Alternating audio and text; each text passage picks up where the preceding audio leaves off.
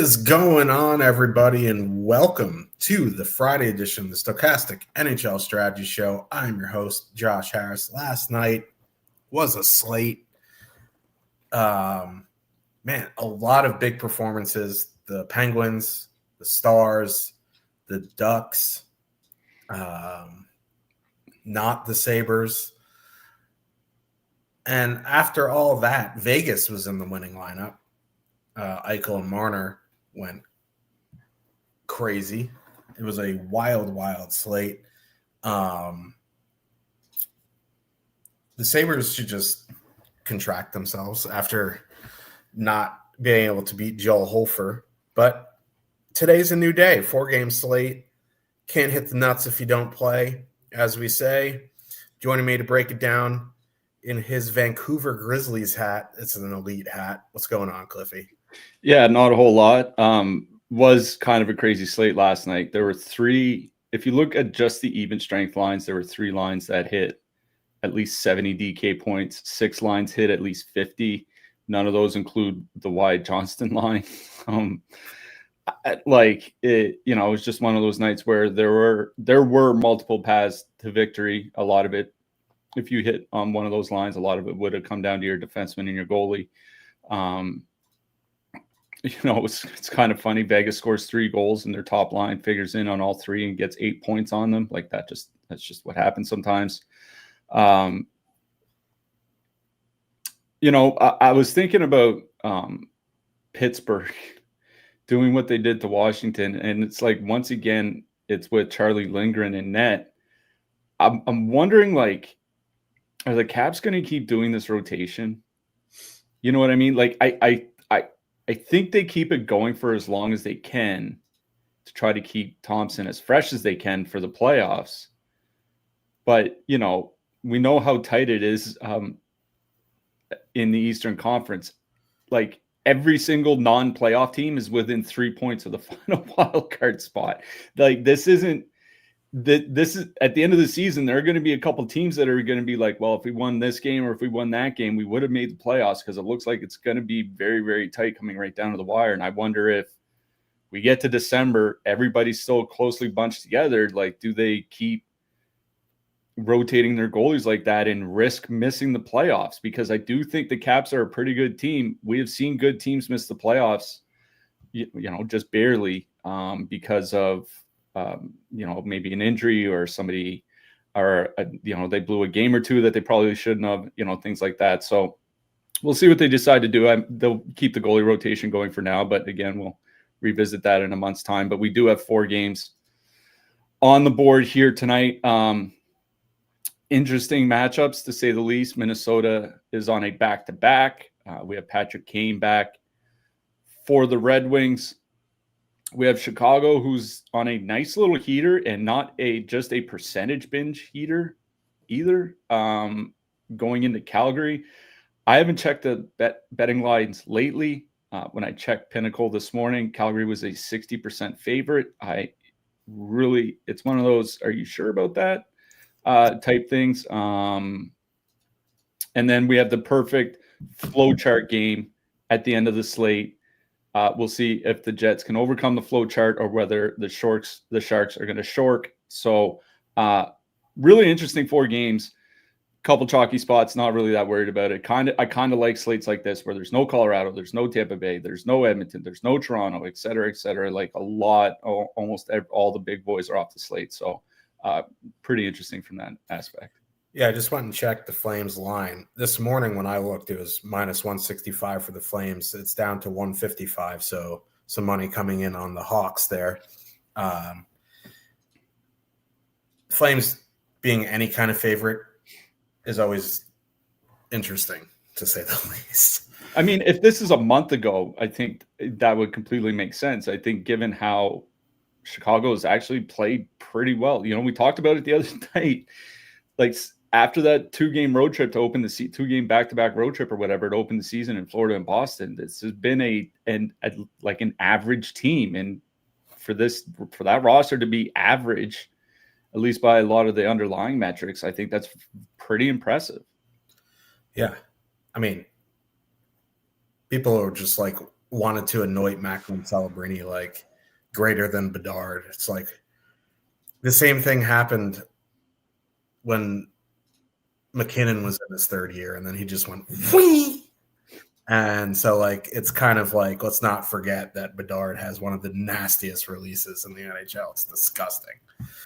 Anyway. Yeah, I mean, just, we do have some time here. There are only 4 games. I do like the floor of NHL skill now is so high. Like, go watch a game even from like 10 years ago. It's not even the same sport. Like, they are just so much faster. And I think that's why you'll see super elite prospects step into the NHL at the age of 18 or whatever and do pretty well, but not necessarily dominate. It's because it's the average NHL player is so much faster and so much more skilled than they were when even McDavid came into the league. It's certainly when Crosby came into the league or something like that. So I think it's one of those cases where these super elite guys, you're going to have to give them, they're going to show that they're going to be elite eventually. You're going to have to give them 3 or 4 or 5 years to really mature before they start dominating games night in and night out. Yeah. Speaking of 18-year-olds, Ben Kindle, that dude is for real.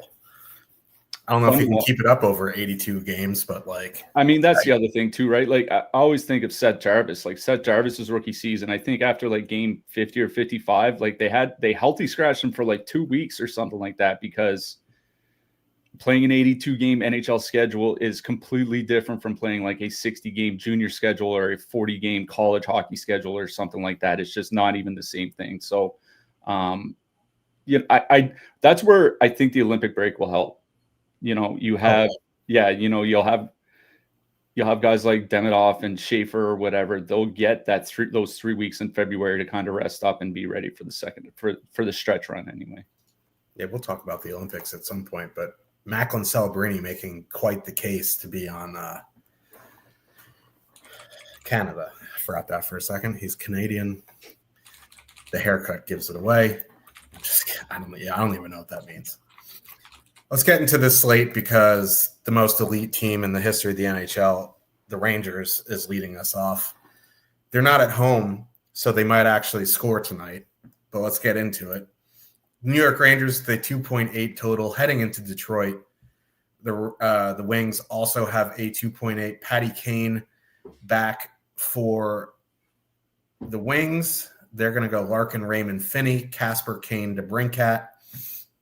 Rangers mixing up their top 6. They're going Zibanejad, Panarin, Radish, Miller, Cooley, Lafreniere. And of note there, Will Cooley is taking over power play 1 net front for Alexis Lafreniere. So, I mean, you still get 2 of the 3 on the top power play in each of the top 2 lines. The problem is the Rangers have the worst power play in the league, which is why they are switching Cooley and Lafreniere. I'll start on the Rangers side. Top line of Zibanejad, Panarin, Radish, 16,400, 9.5% top 2, 8.5% projected ownership. And like, listen, we've talked about it so much. Zibanejad makes Panarin better, but Panarin makes Zibanejad worse.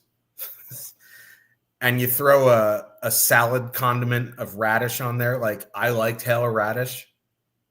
Don't get me wrong. Like, he's played well. He should not be the team's top left or right wing. On a good team, he's on the third line. I don't really love that line at 8.5% and that 16,400.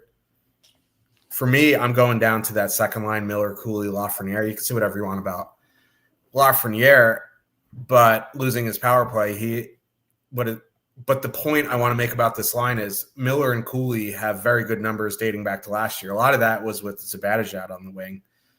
But, Will Cooley was their best forward, arguably their best forward last year. He's off to a good start this year.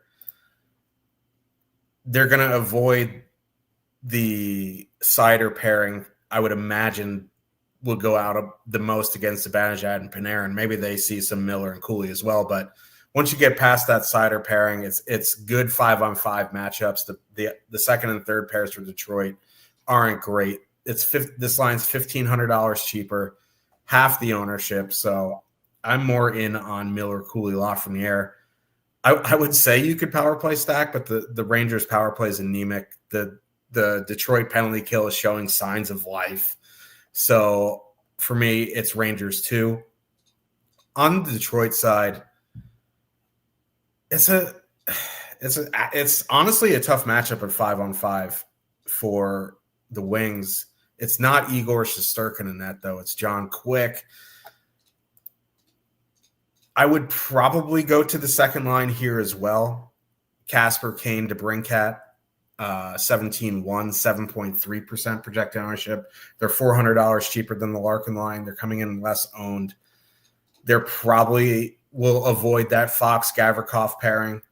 The second and third pairs, like the Borg Susie pairing, actually has been fine, but it's still not even close to as good as the Fox pairing. So in this game, it would be both second lines. I think if I had a power play stack one side, it would be Detroit.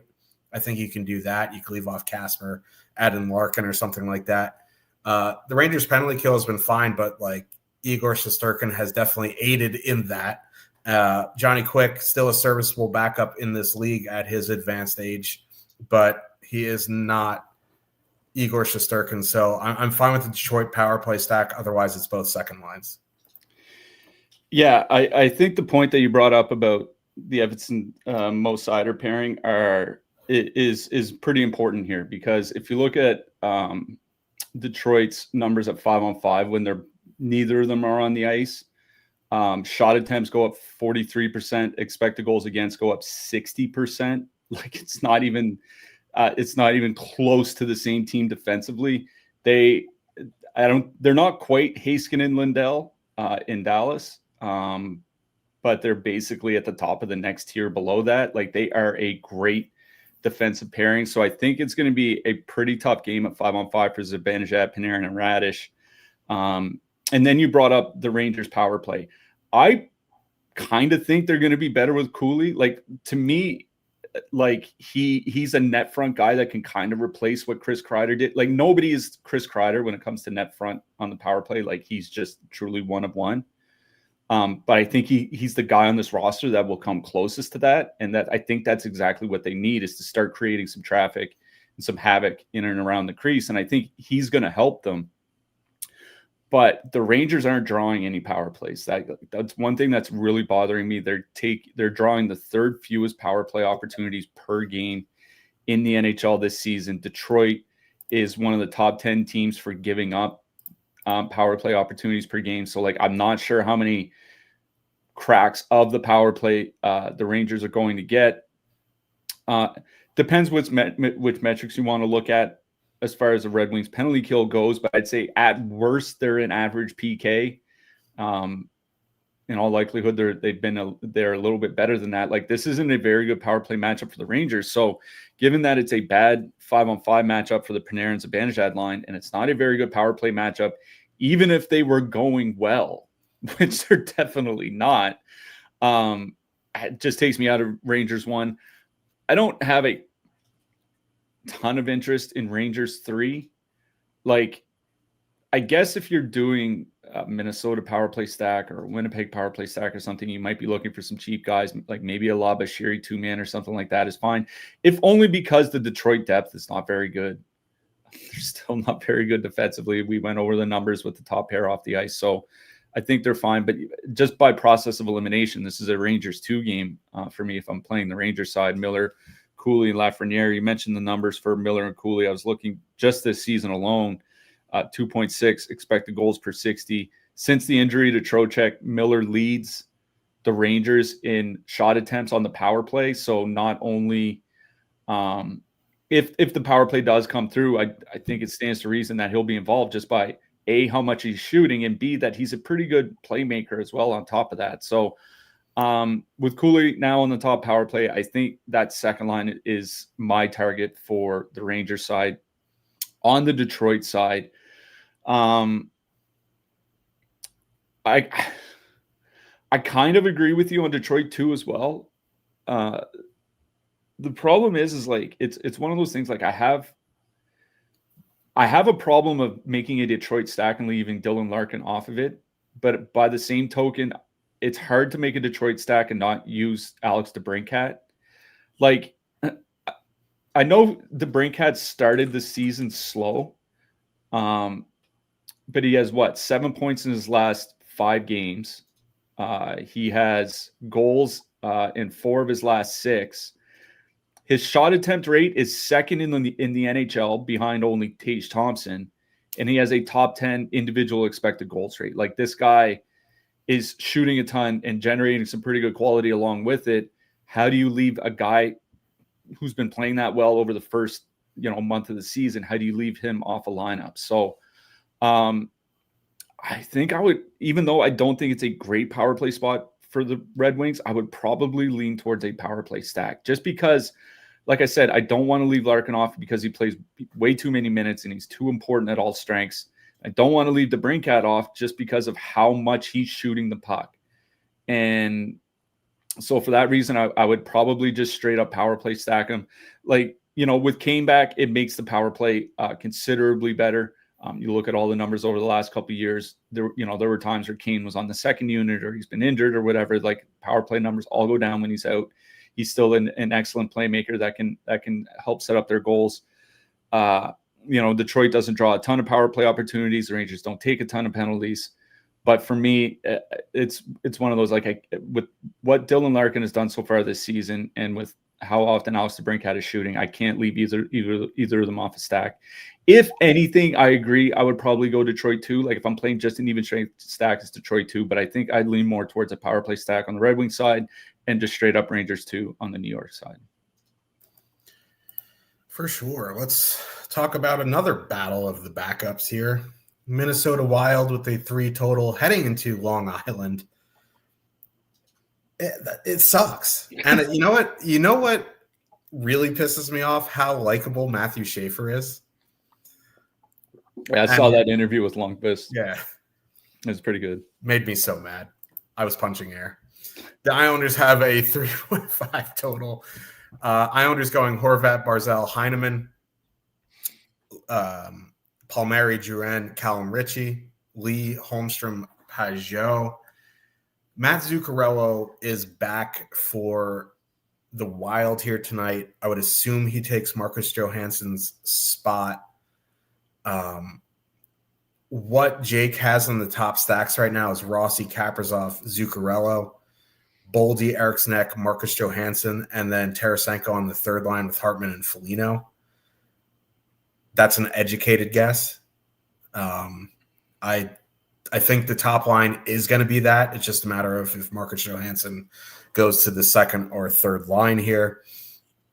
And we don't know if Zuccarello is going to be on the top power play. If he is, I think he would supplant Vladimir Tarasenko. But as we were talking before the show, Minnesota Wild's power play has been very, very good. So maybe initially he starts on the second unit. Yeah, Minnesota leads the league in power play goals. It feels weird that they would change up the power play. Honestly, do they just take Spurgeon off and go with 5 forwards? They might, yeah. I'm pretty like they did that last year at times. Because Zuccarello is a really good passer. Like, that's his thing. So, yeah, maybe. They might go 5 forward here. Interesting, like, because the Rossi, Johansson, Kaprizov line was absolute crap at 5-on-5. Like, under 2 expected goals, 4 per 60 in like a 70-minute sample. A little bit higher actual goals because, Kaprizov was Kaprizoving. But adding Zuccarello here is a big upgrade for that line at 5-on-5. Even if his playmaking metrics are on the downside of his career, which they are, he's still an excellent playmaker.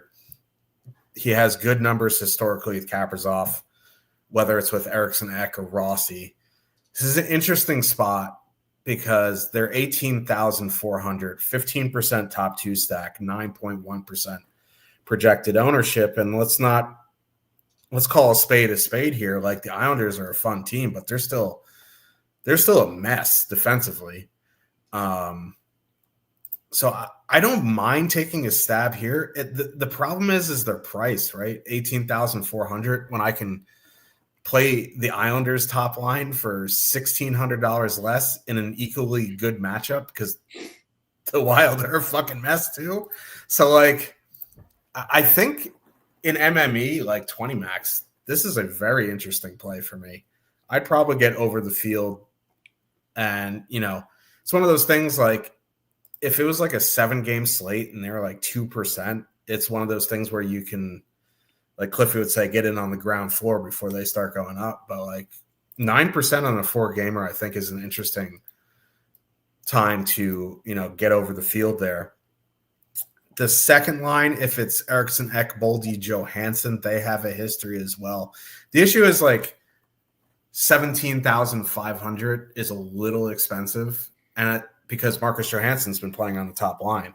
So at that point, I'll just find the 900 to go up to that top line and get Kaprizov in there. If you want a power play stack, you could do that. But again, like we just don't know if Zuccarello is going to be on the power play or not. You could always go Eriksson, Ek, Boldy, Kaprizov, but then you're looking at a wildly expensive stack on the road. So I'd probably stick to Minnesota 1 here and wait for confirmation on the second and third lines before I would make a determination there. As much as I like the Wild here, I have more interest here in the Islanders. Barzal, Horvat, Heineman, 16,800. Listen, like their best defensive line was Rossi, Kaprizov, Johansson, and it's not like they were excellent. Not only that, it's Jesper Wallstedt in net. And while he's a good prospect, he had a terrible season last year in the AHL. He's had after a decent first start, he's had 2 pretty bad second starts. Like anything can happen on any given night with a goalie. They're aliens. But like, Gustafsson got lit up yesterday. The Islanders have been playing very, very well offensively. Like it's a small sample, but Horvat, Barzal, Heineman have been ridiculously good. Like obviously that's going to regress to the mean a little bit, but like they're not going to create 6 expected goals per 60 for, for the rest of their time together. It's only 26 minutes. You want to see at least like 110 minutes. But like even if they're creating like a little bit more than half that's still over 3. The Wild's penalty killer is atrocious. The Wild's penalty kill is atrocious. The Islanders' power play has improved with Schaefer there. So I think you could just straight up power play stack. If you want, go Horvat, Barzal, Drouin, Palmieri, Schaefer. If you want to just leave Heineman in there, make it a 6-man stack, that's fine. You could add in Lee or something. I don't know. Because that third line is, that third line's getting 10% ownership, which is a bit crazy, but they've been very, very good as well. For me, it would be some sort of Islanders power play stack and go about my day. And I think Minnesota 1 is a very interesting spot for 20 max and more. Yeah, in a nutshell, I do like the Islanders a bit better here. What has to be said is that this might be the best power play spot in the NHL, the spot that Minnesota's in, because Minnesota is drawing the second most power play opportunities per game. The Islanders are giving up the 10th most power play opportunities per game to the opponent. The Islanders' penalty kill is terrible, and the Minnesota power play, like it's not an elite power play, but the fact that they get so many opportunities makes them an elite power play team for DFS because even if they're not as good as Edmonton 1 or the Edmonton power play or something like that, getting an extra, 1.5 power play opportunities per game compared to Edmonton makes a huge difference.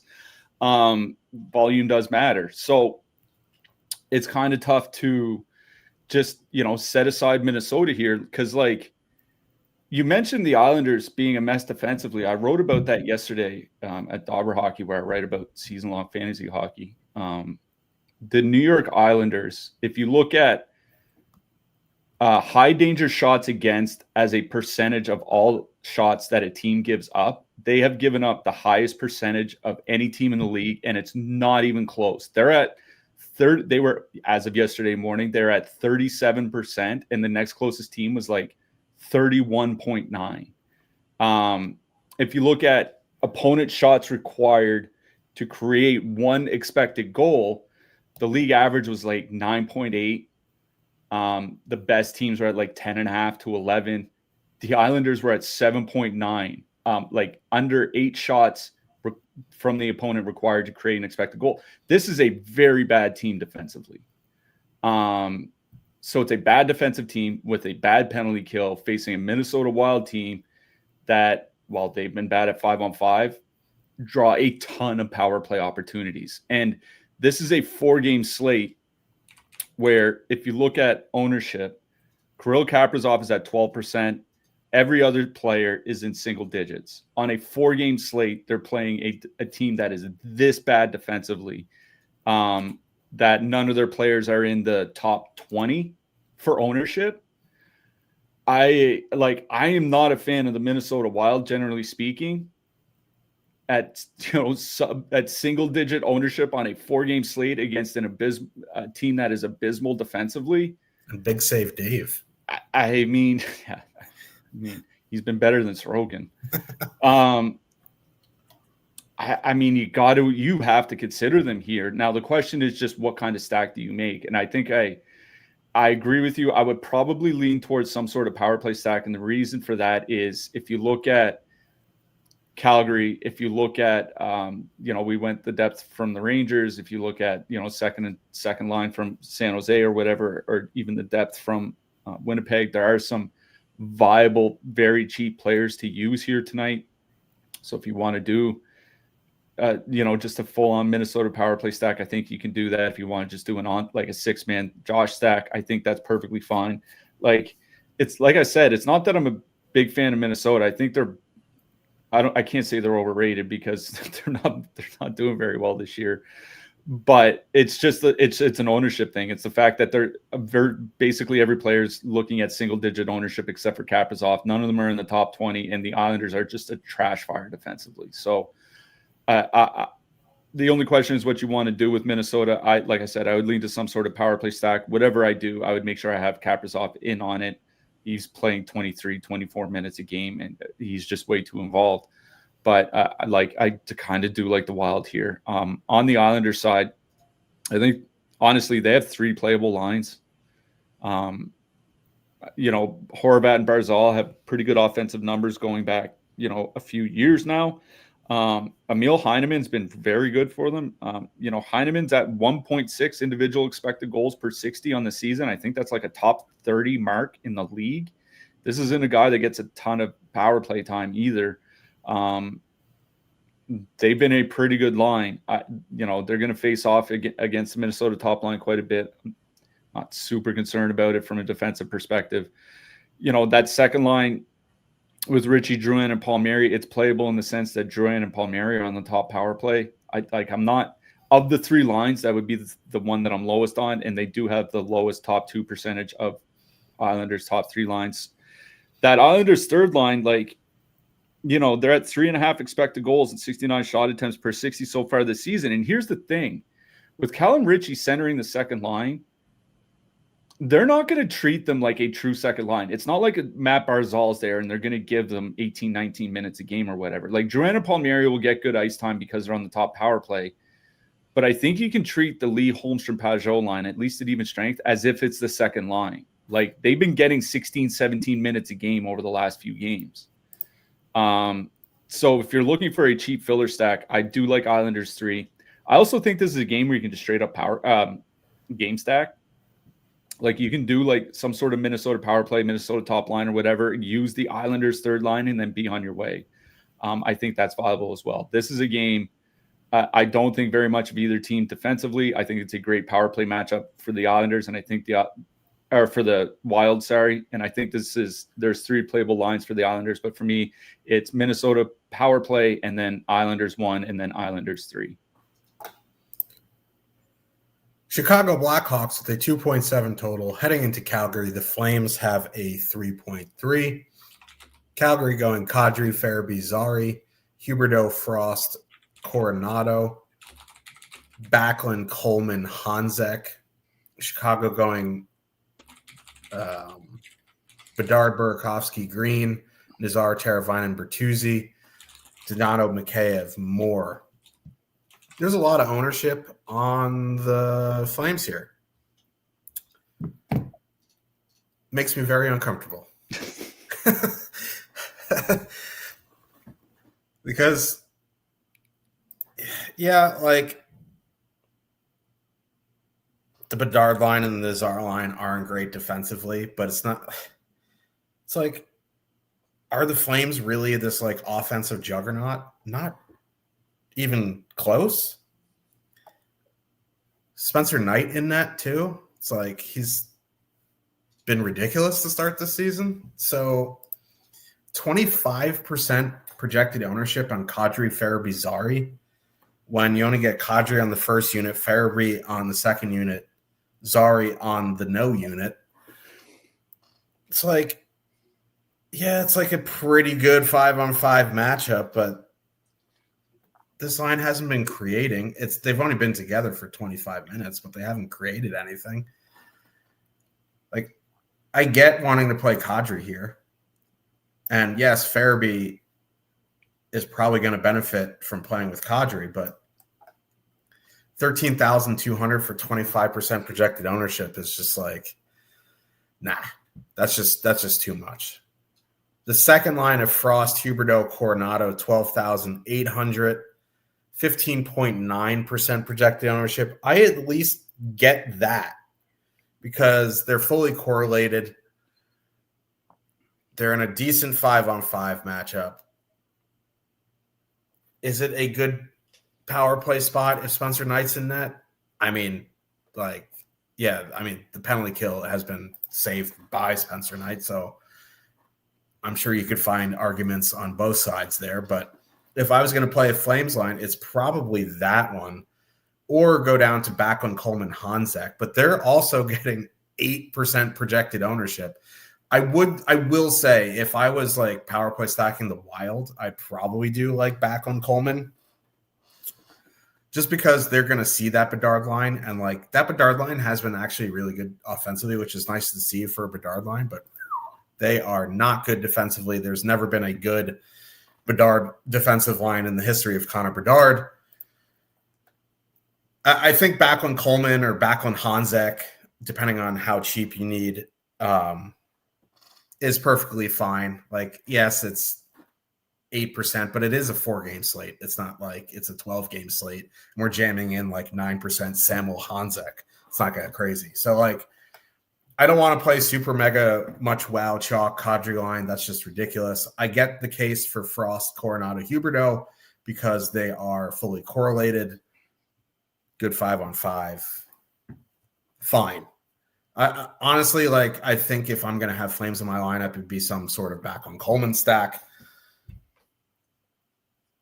On the Chicago side, Nazar got taken off the power play for reasons I don't know.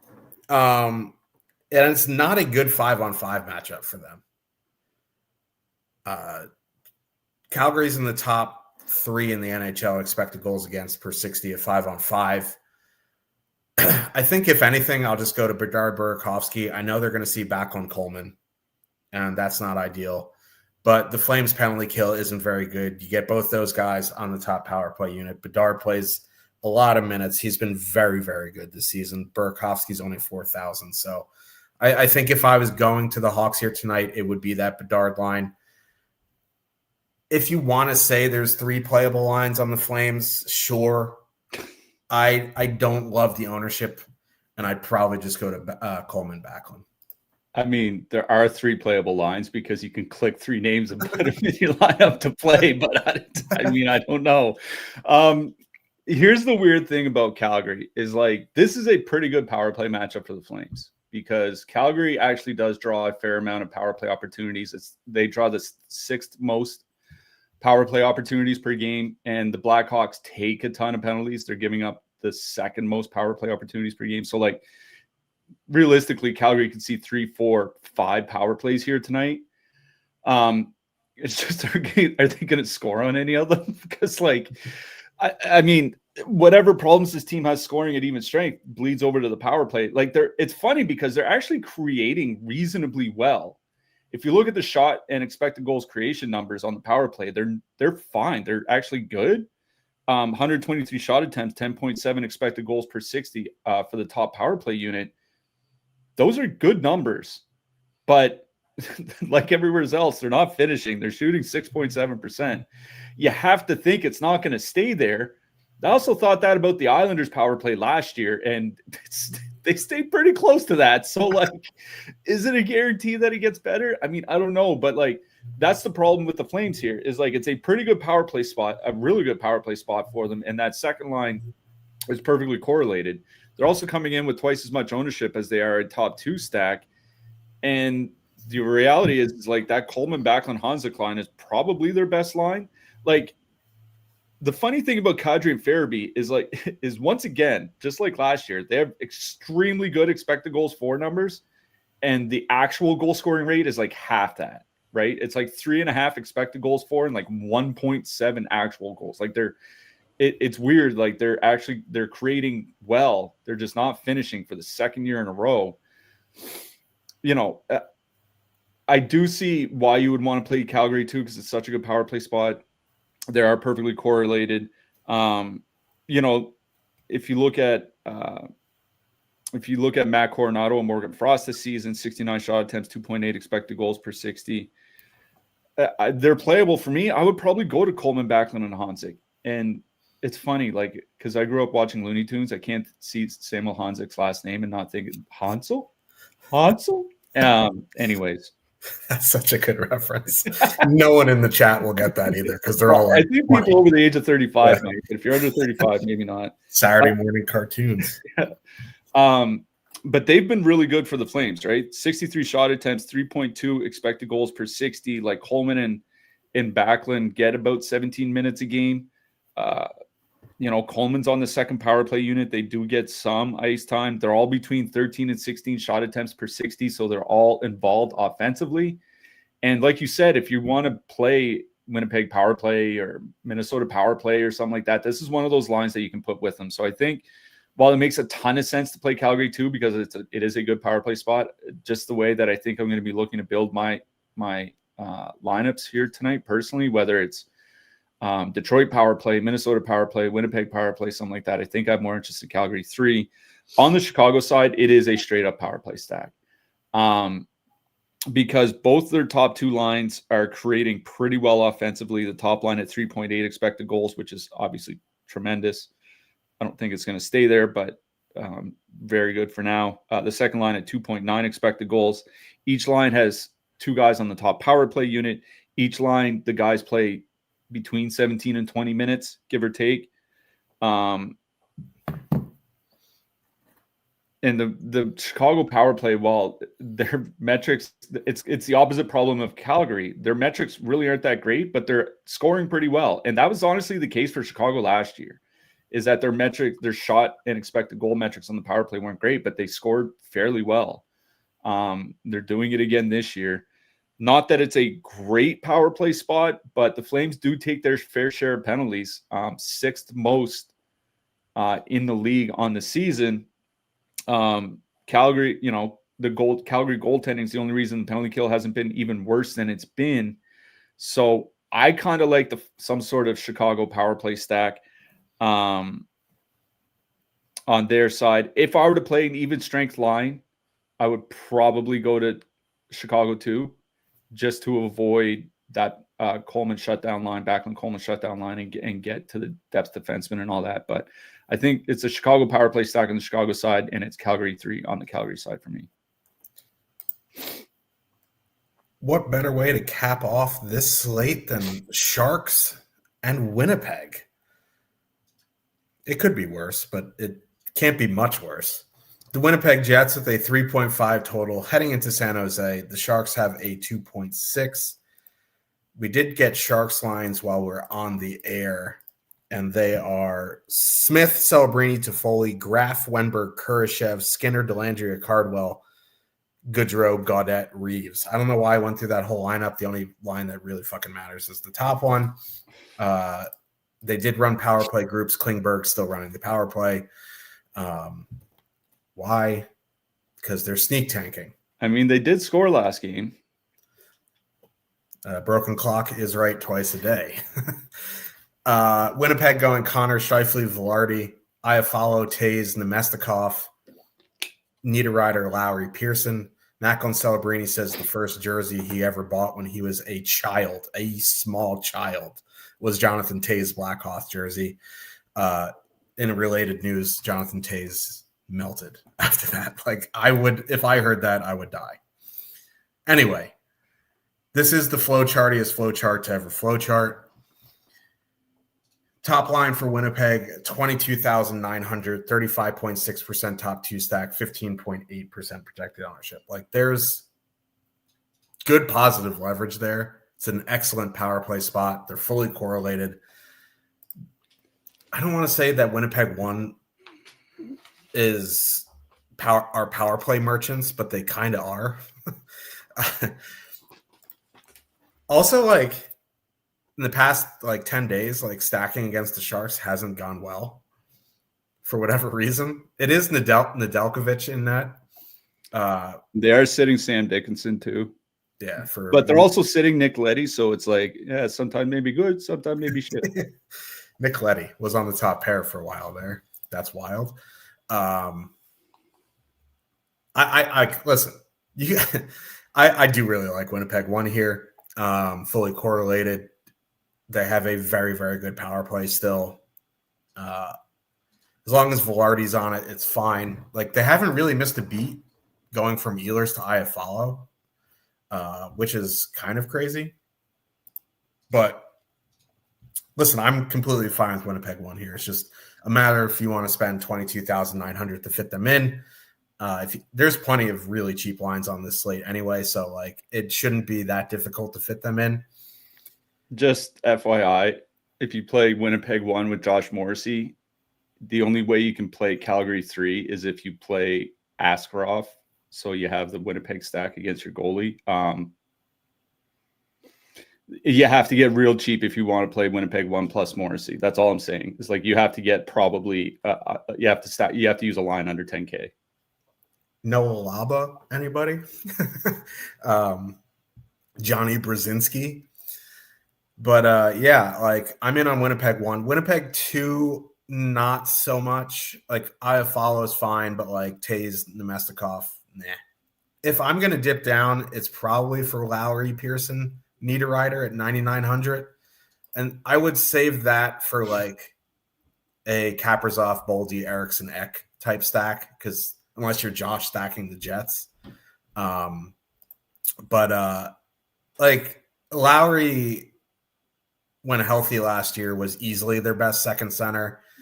Pearson's 2,800. He has his moments offensively. Niederreiter has always been solid. So if I was going to go to the depth just of real quick at their morning skate, I know because this matters a ton. Tanner Pearson was not on the third line. It was Nikita Chibrikov. And Nikita Chibrikov is not Russian for Tanner Pearson. So that changes everything. I really wanted to play that third line. I mean, not oh yeah, let's go play Adam Lowry and Tanner Pearson. But if I was gonna play some wild power play stack, it would have been Lowry and Pearson. You could still do Lowry, Niederreiter, or Chibrikov. But I'm kind of less into that now. So it really would be Winnipeg 1 or Winnipeg power play stack or bust. On the Sharks side, Celebrini, Toffoli, and Smith, 32% projected ownership. Damn it. And it's just not they've been good either. They've been scoring, but they're up to 115 minutes now. 1.8 expected goals per 60 at 5-on-5. 4.7 actual. So it's just it is a pretty good power play spot, but Klingberg's still running it and Wenberg's on there. I think you want to do Toffoli one-off, sure. You want to do Celebrini one-off, fine. But I don't think I'm stacking that full line at 17,600 for 32% projected ownership. So really the only thing interesting to me is Winnipeg 1. Some one-offs on the Sharks top line is cool. they really ruined that third line for me. I'm going to go cry about it later. So just top line stuff. Yeah, I mean,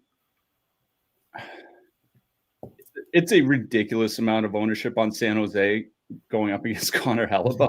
Got to keep that in the back of the old noodle. The other thing is, this is a pretty good spot for the San Jose power play. Don't get me wrong, Winnipeg's penalty kill has been better than it was last year. Winnipeg's also taking the most penalties of any team in the league. They're giving up 4.1 power play opportunities per game. It's a lot. So like it does, and San Jose's at least drawing penalties at around a league average, a little bit better than the league average rate. Like, so San Jose gets 4 or 5 power plays here tonight. You know, maybe they can do some damage. I think this is another spot where I would just straight up power play stack. I would just top line plus Wenberg, you know, hold my nose and throw Klingberg on the blue line and then be on my way, because if San Jose really does have a 4 or 5 goal performance or whatever, it's hard to think it's not going to be through the power play, considering how many power play opportunities they may be in line for here tonight. So the San Jose power play, I mean, it's been good. Like, that's one thing, you know, you can definitely at least point to with the Sharks. Like, it's not been great or anything, but 21.3% conversion rate is in the middle of the league. 0.71 power play goals per game is tied for 10th in the league. So, like, been above average. And if they, like I said, if they get 4 or 5 opportunities, you got to figure that they're going to cash in 1, you know, maybe they can get 2 or something like that. So for me, it's a San Jose power play stack. 1, just to dilute the ownership. 2, because I think this is a pretty good power play spot. Like, there are a number of good power play spots on the board here tonight, which is why I think it's kind of a wide open slate. On the Winnipeg side, it's like, how do you play anything but Winnipeg 1? You know what I mean? There, of course, there are different lines you can play. Like, the thing with Taves and I follow is like, or Taves and Nemesnikov, sorry, is like they've actually been creating some offense in their time together. 58 shot attempts, 3 expected goals per 60. Like, considering how bad I thought the numbers would look, that's actually not that bad. You know, and if you get into the John Klingberg matchup at even strength, that would be something that would really favor them. I don't mind Winnipeg too. If you want to do a Lowry Niederreiter 2-man or something like that, I think that's fine. I thought it was real weird. Niederreiter's not shooting the puck much this season. He's under 10 shot attempts per game. It's not like him. Usually he's got decent shot volume, and he's not doing that. I think Lowry Niederreiter 2-man is fine, but I'm going to be honest. It's like, if I decide to play Winnipeg here tonight, like I'm just playing the top line. You know, they've been really good on the power play. The San Jose penalty kill, not that strong. San Jose takes their fair share of penalties, about league average anyways. But at 22,900, like, if I want to play an expensive stack, I'll probably just go play like a Minnesota power play stack instead. So, like, I'm going to be honest. I think I'm more interested in the cheap guys from Winnipeg than I do the top line, but I don't really even have that much interest in the cheap guys. So I think I lean San Jose in this game, even with all the ownership. If I do go to Winnipeg, it's hard to get away from the top line, but I think I personally have more interest in Minnesota. So it'd be like a Lowry Niederreiter 2-man or something like that. I don't know why. Like, feels weird just not being excited about the team with the highest total on the board, but I'm not that excited about the team with the highest total on the board. I mean, like, Mark Scheifele's 8K. Like, I don't think he's ever been 8K. I don't know. I was thinking about that myself. Like, that's excessive. You know, I get why he's 8K, considering what he's done so far this season. What he's done so far this season is also shoot 27% and figure in on an abnormally high amount of goals. Like, I think they're overpriced. It's also the San Jose Sharks. I'm ready to get shorted because of it. Yeah, what's a slate without a good shorking? Let's talk about defensemen. Don't make jokes about it. 5K and down, or 7K and down. Josh Morrissey 7,000. Adam Fox 5,900. Mo Sider 57. Matthew Schaefer, 5,400, and then Neil Pionk rounding that group out at 5,000. It's like that meme with the soldiers in line, and there's like a clown 6 in there deep. Like Morrissey's the obvious play here, but 7K for Josh Morrissey is really high. I don't remember Josh Morrissey ever being 7K either. I mean, he probably was like he was against the Islanders a few years ago when he had that 70 whatever point season, but like he's not a big shot volume guy. Like it's not like he ever really was, but it's getting worse, and that's something that bothers me for a guy that's 7K. Yeah, like him and Fox are similar for DFS. It's like Fox is fine, but you need the power play to rebound in this game for him to be good. Because like he doesn't at least Fox is starting to shoot more, right? Yeah. Like he was under 2 shots per game each of the recent 2 seasons. He's at like 2.2 or 2.3 this season. Like it's nice to see. Yeah. I mean, like I don't want to say much rather play Fox than Morrissey, but like that 1,100 makes a big difference. Like Sider's fine. I think like honestly Schaefer, like I do worry about his minutes. He was like 18 and a half and under for the last 3, but he did play 22 and a half the other night against Boston. So if he's going to be around 20, I think he would be my top option if I'm spending up. You know, there's some cheaper guys that I'd play too, but like I think it's Schaefer for me. Yeah, I mean, it's like which expensive. Remember my cousin Vinny when he goes to the diner and it's like, what do you have? And it's just breakfast, lunch, and dinner. I feel it. I mean, that's what it is tonight. It's like, which expensive defenseman do you want to play? And you open the menu, it's just a picture of Josh Morrissey. Like to me, it's like if you have the 7K, then play him. It's not like I'm going to make my lineup and Josh Morrissey is the first guy in. I do think there are a number of like I'm targeting guys like probably from the Islanders, Flames, Blackhawks, or Wild, just because like, you know, you do get Jared Spurgeon theoretically on the top power play unless he's taken off. Jake Middleton still under 3K, getting decent minutes. You go to the Islanders, like you said, you got Schaefer in a pretty good power play spot.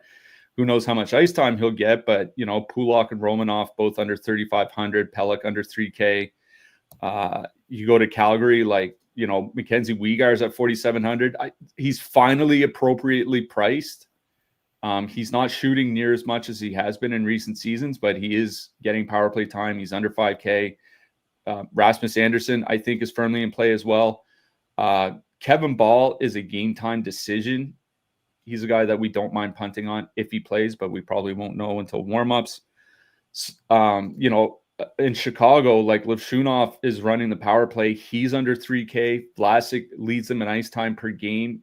He's playing about 21 minutes a game, and he's at 3K even. So, like, between those 4 teams, I think there are a number of guys that you might want to target for the power play, depending on what you want to spend. So, like I said, Levshunov, Middleton, Romanoff, Pulak, at the low end, Schaefer, Weegar, Anderson in the mid-price range. I do think there are a number of guys from those 4 teams that you might want to pick from, especially if you're playing expensive Winnipeg, expensive Islanders, expensive Wild, expensive Rangers, something like that here tonight. Yeah, there are a couple min-price guys playing. Like Carson Soucy is on the second pair. He'll play like 17, 18 minutes. That's all you look for in min-price. It's not if he does something. It's how many minutes he plays. Matthew Robertson on the third pair plays some minutes. Albert Johansson playing. Travis Hamonic. I don't know if he's playing, but he's min-price. Don't play Travis Hamonic. But yeah. Let's talk about goalies. Lots of backups here today. Hellebuck, if he's confirmed, Wolf, Riddick, Quick, Talbot, Wallstead, Knight, and Nedeljkovic. That is something.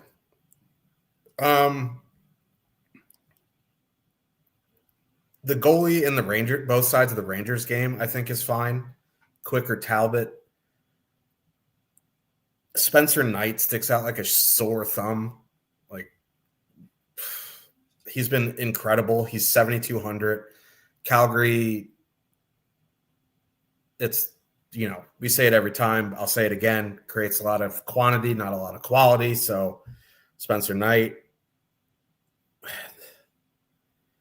Nedeljkovic has been fine. Like, that's not how you leverage chalk.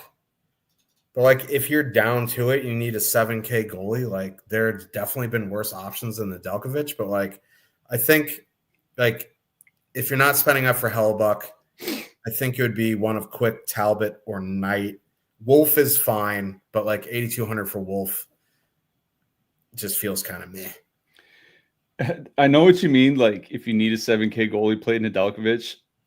Honestly, if I didn't have the $200 to go up to Spencer Knight, I'm changing my lineup. You know what I mean? I was thinking that in the back of my head. I mean, anything can happen, but like, not really. Like, one of the things about playing Winnipeg is one, yes, they are power play merchants. The other thing is like they don't generate a ton of volume. They're bottom 10 in the league for shots per game, so that's just something that worries me. Connor Hellebuck leads the way for overall projection by nearly a full point, so by 0.9 points. So I think Hellebuck is probably the best play. It's like one of those, like, if you do have 8,400, you have 8,400 for your goalie, just put in Hellebuck. The best point per dollar is Cam Talbot, which I think makes sense given the Rangers' struggles to score so far this season. I'm with you. Like, I kind of find it hard not to click in Spencer Knight's name. He's been one of the best goalies in the NHL so far this season. We know how much Calgary can struggle to score. I have absolutely zero statistical basis for this. It does worry me. It's one of those, like, yeah, Spencer Knight is such an obvious play, 7,200 going in and facing a low-scoring team. And then, I look at the scores at 1 a.m. and Calgary's up 6-0 or something like that. It does feel like that. That's the problem. It's just like that gut feeling. Like I said, statistically, it's a pretty good spot for Spencer Knight. He leads Stokastic's projected goalie saves here. So 7,200 for Knight kind of feels a little obvious. Sometimes the obvious play is the obvious play for reasons because it's the best play. Sometimes maybe Calgary puts up a 5 spot. Who knows? But for me, it's Hellebuck at the top, Talbot in the middle, or down to Spencer Knight. Cliffy will be back tomorrow. I have a family commitment I forgot about until my wife reminded me yesterday. He will be taking you solo. Who are you liking for your hat trick pick? They have to start scoring goals eventually. JT Miller. I mean, they're on the road, so they can score. Fair point.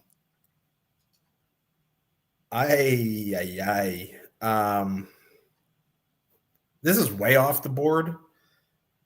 It's kind of weird, but like I like it. Going Anders Lee.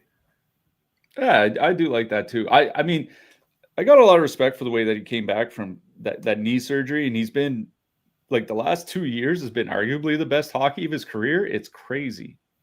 Yeah, and that contract doesn't look so bad now that the cap has gone up by like 10x. So, yeah, should be a wild night of hockey. Cliffy will be back tomorrow. I'll be back next week. Good luck, everybody, tonight, and we'll see you in the chat. Good luck tonight, everyone.